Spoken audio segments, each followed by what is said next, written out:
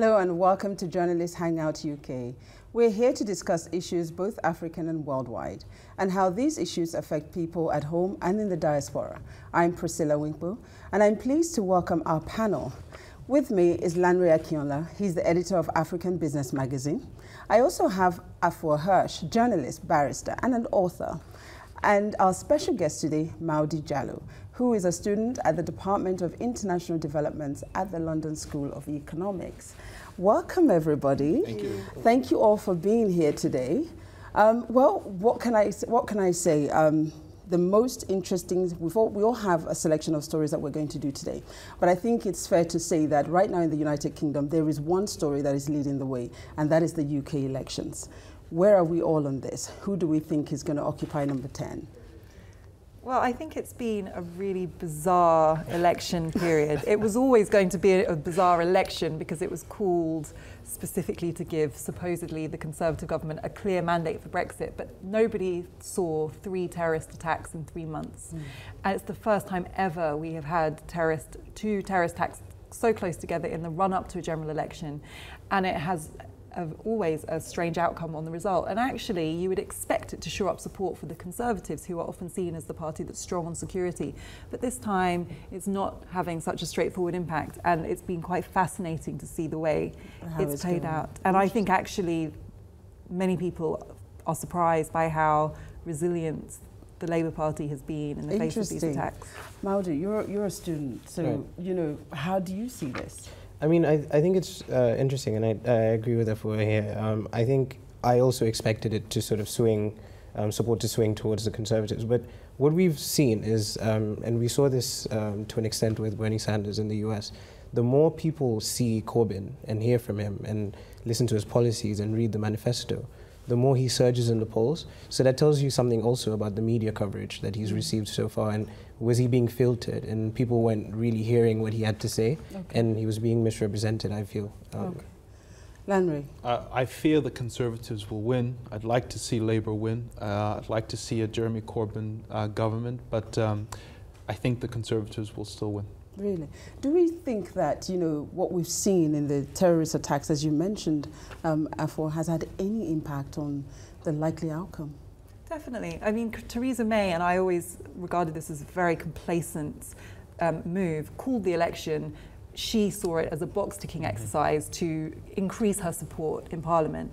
And the reason I thought that was complacent is that that's not how elections work. It's time for the electorate to express their view. We've had years of austerity, years of very, very harmful anti-immigration rhetoric, lots of very divisive measures in our society. And I think these are not typical times, right? They're not. They're really, in my lifetime, unique. And I think it was wrong to assume that she would so then just the terrorist situation support.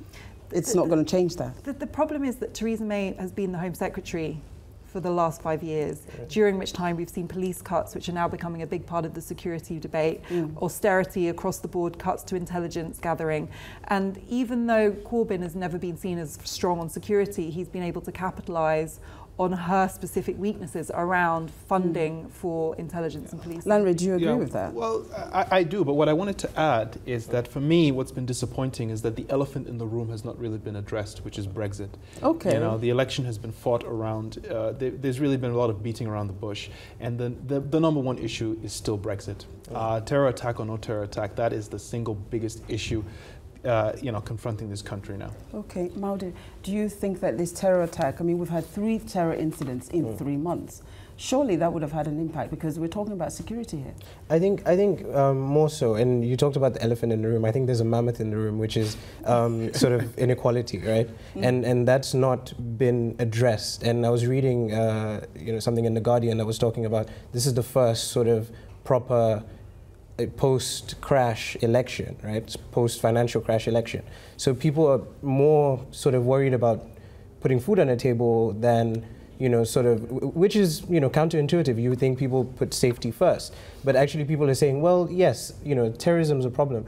But actually what's really getting to me is the fact that the rich seem to keep getting richer, and you know, my disposable income and my wages have been stagnant for the past decade plus. You know, so where I would just quickly disagree with you is I think that although there's obviously a lot of feeling that the media's been unfair to Jeremy Corbyn, but I think actually Brexit has been the biggest impact, because the people who would support Corbyn because of his views on inequality, on reducing austerity, on really trying to support people at the bottom of society, has been overshadowed by the fact he was a very reluctant supporter of the Remain campaign. Had it not been for Brexit, I think it would have been a lot easier for people to connect with that social justice and I message. think you're even exaggerating reluctant support. I'm being Okay, all right. So in one word, guys, who are we likely to see in number 10? Let me just have the name. I think the Conservatives, but by a greatly reduced majority. Very unfortunately, Theresa May.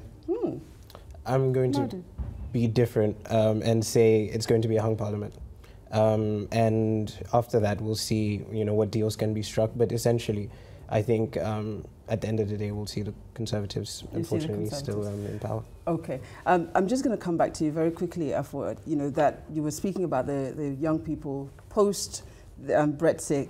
Everybody would have agreed with the austerity measures and with Jeremy Corbyn.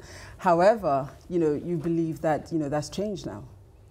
Yes, so I think that many natural Corbyn supporters, and I actually include myself in this because I massively supported him as Labour leader, went off him, to put it crudely, during the referendum campaign, because people like me who believe in more social equality but also felt strongly pro-Remain felt that he let us down on leaving the EU, which I agree with Larry, is the existential issue facing the nation. All right, what do we think?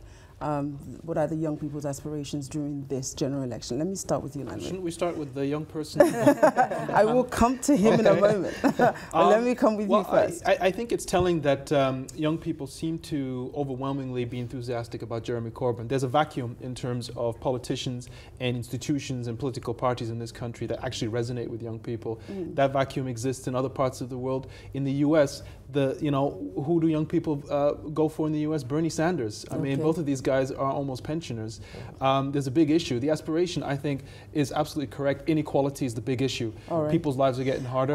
No one's really providing solutions. I hear you say that, but we know that the last Conservative government worked extremely hard to provide, for instance, I know that they were providing grants and all of that to help young people start businesses. So do you think that they also cut tuition, they also introduced tuition fees, I know. And raised them. And I think that Jeremy Corbyn, it was a stroke of genius to put abolishing tuition fees in the manifesto, because it has galvanised students across the political spectrum. What about the young men and women that are entrepreneurs? So I do think that sometimes it can be reductive, this conversation about young voters. Young voters do have different priorities. They were massively pro-Remain. They do not feel concerned about immigration in the same way as older voters. But if you go to black areas with a big African diaspora, so that ticks the Labour box on age, on race, on class, you will find many young people who say that they actually support the Conservatives, because we have a very aspirational generation, especially in the African diaspora here, of young people who want to start businesses, who see themselves becoming affluent, even though they're not yet.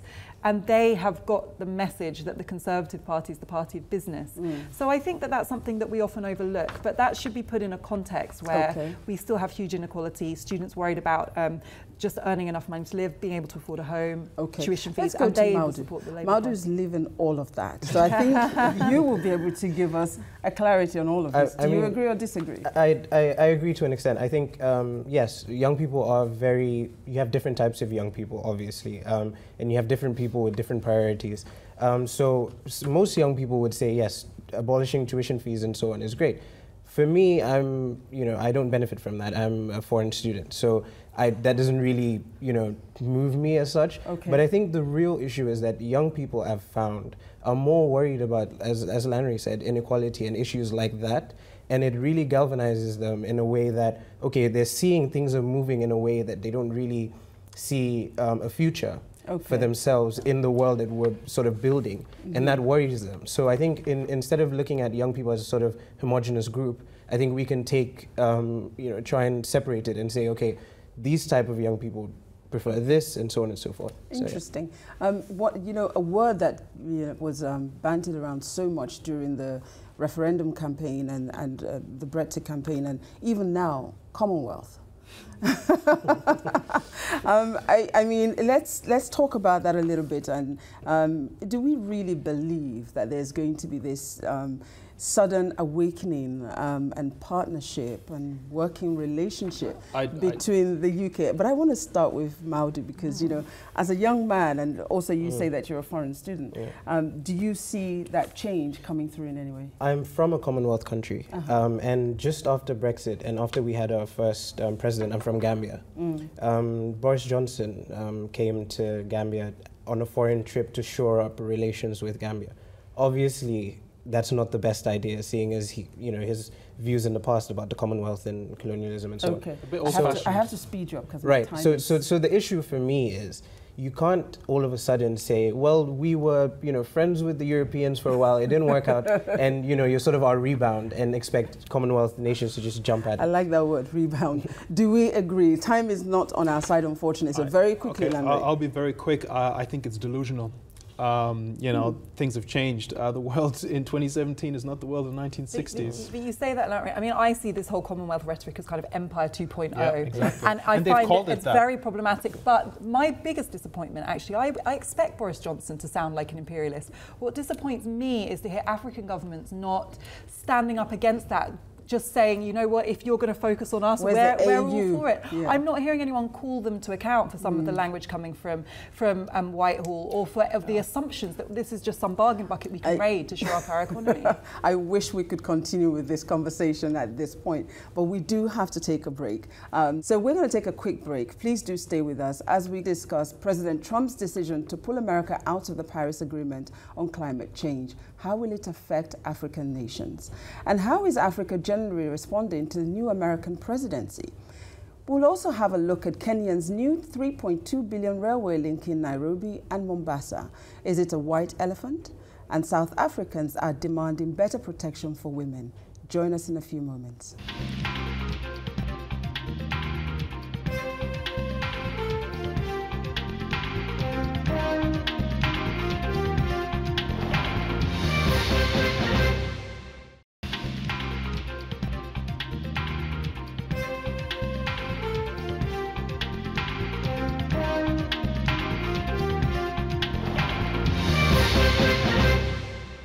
Hello and welcome back. If you've just joined us, this is Journalist Hangout UK. We're here to discuss issues both African and worldwide, and how these issues affect people at home and in the diaspora. I'm Priscilla Winkle, and I'm pleased to welcome back our panel. Lanre Akionla, editor of African Business Magazine, is still here. Afua Hirsch, our journalist and barrister and an author, is also still with us. And our special guest today, Maudu Jallow, who is a student at the Department of International Development at the London School of Economics, is also here. Later on, we'll discuss Kenya's new $3.2 billion railway link in Nairobi and Mombasa. Is it a white elephant? South Africans are demanding better protection for women. And we're also still going to have a look at how Africa is responding to the new American presidency. Let's start with this major announcement. My solemn duty to protect America and its citizens. The United States will withdraw from the Paris Climate Accord. Afua, this is a subject that you've chosen. There is no equivocal from the American president there. He was pretty straight and meant every word of what he said. And to be fair, I mean, this is one thing on which he's been consistent from the campaign trail to office. He said he would do this. He seems ready to do it. My concern really, I mean, there's a lot of concern about this, and it's been really interesting. Before you tell me about your concern, what kind of impact do you think it will have? Well, the impact is mixed, really, because some people are saying, actually, this means the rest of the world can go ahead without having to deal with him and get on with it. You know, corporations are showing their support for it. Most other countries, 155 other countries, are showing their support for it. And some, I think, are actually quietly relieved that they no longer have to deal with the Trump administration. But the US is one of the major contributors of carbon emissions. Yeah. So there's no getting away from the fact that without it, this agreement is going to be weaker. And my concern is particularly for African countries, because out of the 10 countries most affected by climate change, 7 are on the African continent. Many more on the African continent are also profoundly affected. Just this year, we've got 20 million people facing starvation, in crises that are closely linked to climate change. And part of their commitment is that the US was going to contribute to this $100 billion fund, which was going to enable African countries especially to adapt their technology, embrace greener ways of manufacturing, and help curb emissions. Okay, but African countries have governments. Lanre, what do you say about this? You know, well, it's extremely short-sighted. I think in the long term, the principal victim of this will be the US itself. I think that they're shooting themselves in the foot. For me, I think one important thing that is being missed in this whole discussion is that the Paris Climate Accord itself is not that strong. So while it has been ratified, it has no legally binding clauses whatsoever. All the emissions targets are voluntary standards, which means that nobody actually has to deliver on anything. So I feel like with this fixation on Trump, we're forgetting that, look, we don't actually have a comprehensive agreement on climate change yet. Obviously, it's going to be much harder without the US, but there's still a hell of a lot of work to do. We're nowhere near actually tackling this. And Maudu, how do you see this announcement? I think two things. First of all, I agree with Lanre here. It wasn't a great accord to begin with. I'm actually on the side of Nicaragua, which is one of the countries who didn't sign it, because I feel it didn't go far enough, right? So, and then my second point is that I feel honestly that this is, from the economic point of view, right, as Lanre said, it's shooting themselves in the foot. Because what Obama did was he put a lot of government money towards developing technology to put America at the forefront of this new industry that was being built. You know, there was so many new jobs in solar and wind and all these other industries. And what Trump has effectively done is said, no, actually, we're not going to invest in those industries. And that puts them at a disadvantage, especially when China is taking the lead on this. I mean, interesting. Sorry, let me just come back, just leading on to your subject matter, which is how African countries are, how are they taking to the new American presidency? How do you see that happening? I think it's quite sad, to be honest, because what Trump's presidency has shown is that no matter who's in the White House, whether they have good policies or bad policies, African presidents have no choice but to sort of figuratively bow down to the president and say, whatever your policies are. Why don't they have a choice? Because that's how geopolitics works. Right. Because no matter who's in that White House, they have the power to effect change that impacts the rest of the world. That's why we all pay attention to US elections. And this is something that has reaffirmed sort of what a lot of us in sort of, development world see as sort of the core periphery dynamic that exists in the world, where there are a few countries that are at the core of global politics, and then the rest of the countries are just in the periphery and have to sort of adhere to what's going on. What do you think? I just want to put a reality check on this. I mean, I agree this, and as I said with regards to Brexit, I would like to see African governments standing up to offensive, sometimes, language coming, at least the symbolism of just the language itself. Right. But having said that, Obama was a president who, many of us in the African diaspora felt very happy to see in the White House, but in reality, he actually did very little for the African continent. I think many of us are disappointed by the legacy of actual policy coming from the Obama administration. Now, it's really difficult to say what Trump's Africa policy will look like, because I don't think he actually has one. Okay. There are hardly any African specialists in the White House at the moment. So who knows what the actual impact of his tenure will be on relations with African countries. But that symbolism is important, and as far as that's concerned, it's pretty worrying. Lanre, very quickly. To some extent, these are power relations that apply to every part of the world. Many parts of Europe can't, just openly defy the US. But let's not forget that Africa's role in the world is also changing. The US is not the only country that Africa has to maintain good relations with. There's this other country called China.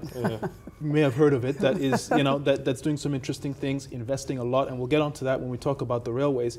India and Japan have just announced a new partnership to drive investment and growth into Africa. Turkey, Malaysia, Singapore, you name it. Everyone is interested now. So yes, you have the US, and of course the US is huge. It's hugely important, but it's not the only country, and things are changing. So let's go into that subject matter of the railway. Kenya is spending $3.2 billion developing a railway line that's running from Nairobi to Mombasa. Tell us a little bit more about that. Well, look, we all know about Africa's infrastructure problem. We need everything to be built. What I like about this story is that this is a rare example of something getting done.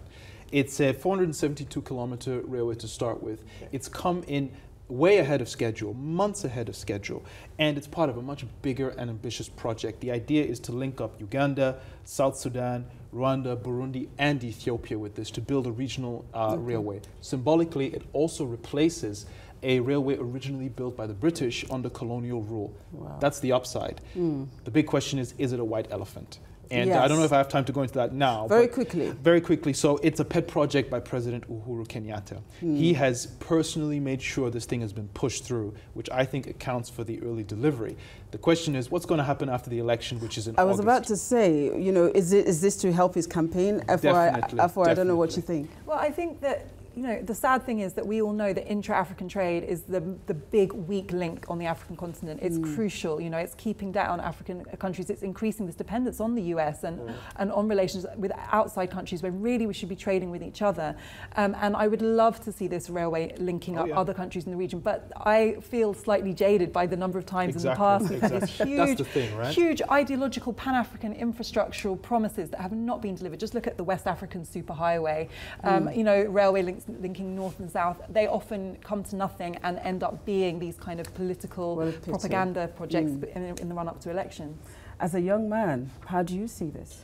I love it. I absolutely love it. If you look at some of the best times of African development, not growth, because it's two different things. Development, it's sort of the 1960s, early 1970s, where big infrastructure projects were built. And if you look at most of the universities, the dams, the roads that are across Africa, they were all built in this period. And that period was basically, there was this ideology behind it that we needed a big push for infrastructure to build Africa. And we had 7-8% growth in most African countries in that period. So it just goes to show that actually infrastructure can also go hand in hand with economic growth. It's not just the infrastructure, is it? It's the ability to sustain the use of the infrastructure, for the infrastructure to do what it was built to do. So this is the issue. It's a long-term thing, right? It's not going to be great overnight. But the main thing is, in countries around the world, these things happen. You need to subsidize these things. You need to make sure that it keeps up, it keeps going, and then later on, you might privatize it, you might, you know, give it to someone else to run it. But the main thing is that it's been built and it's there. Can I just jump in really quick? Time doesn't really permit me, but I'm going to give you 30 seconds. 30 seconds, that's more than enough. So the key point is it's been built. And we can debate the budgets and was it too expensive? It's been built. We can now use it. It's more important to have bridges, to have roads, to have railways. Okay. Well, this brings us to our last story today. And our last story today is the situation where a young lady was killed. She was 16 years old. She was dating a man, and she was living with her grandmother in a community in Joburg. And she went missing. They were looking for her for days. And she was now discovered to have been killed by her boyfriend. And it turns out that in South Africa at the moment, I think it's something like every 8 minutes or so, every 8 hours, a woman is killed. And South Africans are fed up with it, and they've taken to the streets to say, hey, we want better laws to protect our women. Now, this is a problem that is not just, you know, unique to South Africa. It's one that we see right across, you know, the continent. I think it's more a human rights issue, because in Ghana recently, you know, we had a soldier who was just killed. Ridiculous. And we have this jungle justice that's all over the place. So I think it's a great thing for South Africa that the people are now coming to the streets and saying to their governments, we want better laws. But do we think we can see this, you know, happening further out of South Africa and being, you know? I completely agree with you. And by the way, it's not just an African problem. I mean, Yes, across exactly. the world, you know, women are more likely to die at the hands of a partner or an ex-partner than almost any other form. Yeah. It's a really serious problem. The statistic that 3 women a day in South Africa are being killed in domestic situations is horrific. Yeah. But to me, I don't think actually it's necessarily a problem of needing new laws. In many cases, the laws are there. It's practices, it's attitudes. In South Africa, people are not being prosecuted, even when there's evidence. Cases aren't being taken seriously, they're not being investigated properly, women are being intimidated from giving evidence. So actually, before we all call for new laws and shiny new measures, I think we need to look at the reasons the current laws are not being implemented properly. What do you think, Maudu? I think, honestly, these things, it's great to see people on the streets, because oftentimes democracies, tend to think about democracies as elections, but it's more than that. It's an active citizenry. And what the citizens demand of their government is oftentimes what the government will do. And to see people on the street like that, I think is a great move, because it means that people are galvanized around the idea that this cannot be permitted in our society. Thank you. Lanre, I'm so sorry.